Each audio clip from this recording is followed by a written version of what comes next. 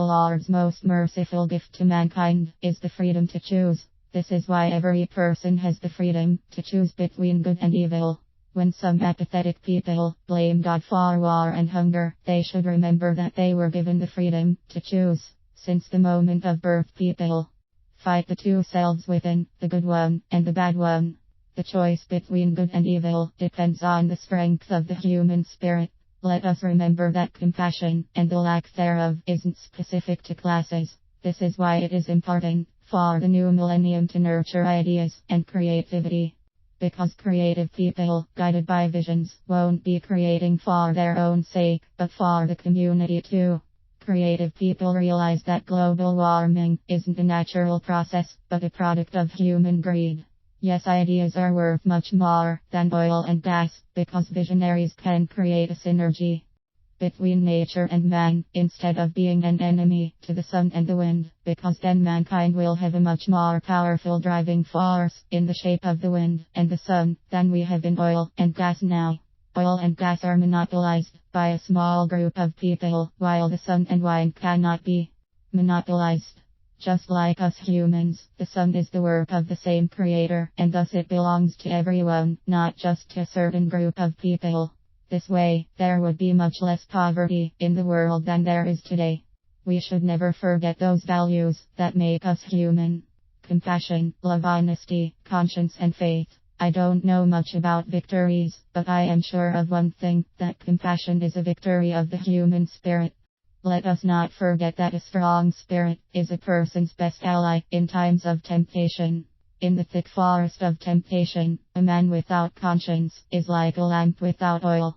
To create values for the benefit of society makes everyone happy, including the person who creates them, lest we forget that being alone in one's happiness is the worst of miseries. This is why it is important to promote these noble values and ethics at the elite universities, not just success at any cost in one's career, be it politics, law, business or whatever. Great dreamer and writer Charles Dickens once said that it's the imagination that makes the writer, and I would add that the imagination is what creates ideas, and ideas create visionaries. The more vivid the imagination and dreams, the greater the visions.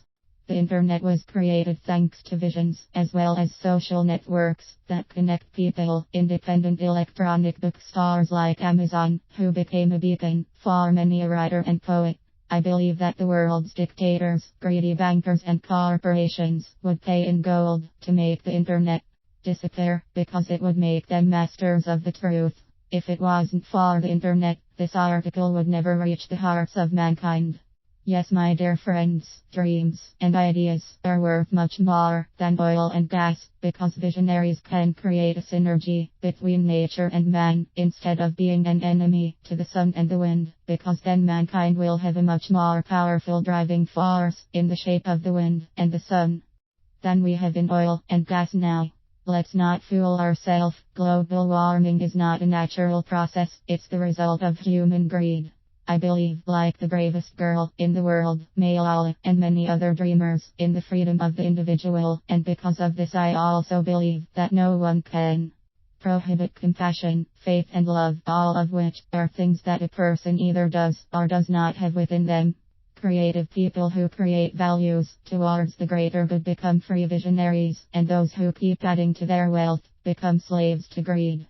Yes, scientists shall clone the human embryo in their laboratories tomorrow, and they shall reprogram somatic cells, thus creating a human clone, but never will there be a scientist who will be able to create a soul which provides humans with feelings, and we know that feelings give birth to compassion and love. However, we must never forget that they are great scientists, were religious. Albert Einstein was religious, the physician Sir Isaac Newton too, as well as Louis Pasteur, William Calvin, Leonardo da Vinci, Nikola Tesla. After all, immortal poets and writers like Fyodor Mikhailovich Dostoevsky, Tolstoy, Charles Dickens, Frost Yesenen, Whitman Lorca, Charles Dickens. They created immortal works of art through a strong spirit and faith. Some skeptics will smirk at this, skeptically saying that they only believe in what they can see, but the noblest of things cannot be seen.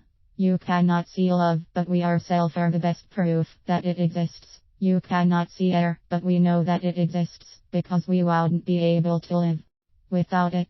We cannot see the wind, but we can feel it. We cannot see the warmth of the sun, but we can also feel it. This bond between nature and humans is the best proof of the Creator's existence. Yes, I was a skeptic, too, during my youth, believing only those things that can be seen with one's eyes. Still, now that my life's ship is sailing faster than it ever did on this ocean of temptation, I can safely say that the human soul is the sacred home to our fragile humanity. There are many religions, but there is only one overarching faith, and those who respect the religion of others is closest to faith, as are those who respect other people like they respect themselves. I have learned to respect other religions like my own because after all, they all have their roots in the one faith we all have in common. To respect the feelings of the faithful and to respect other religions means that you are tolerant and wise because you want to learn, and what is most valuable in life, you have peace and serenity in life. When they ask me about what patriotism means to me, I calmly answer that those who help others are the greatest patriots, and if people in different countries would think along these lines, there would be a lot less poor people, dictatorships and wars in the world.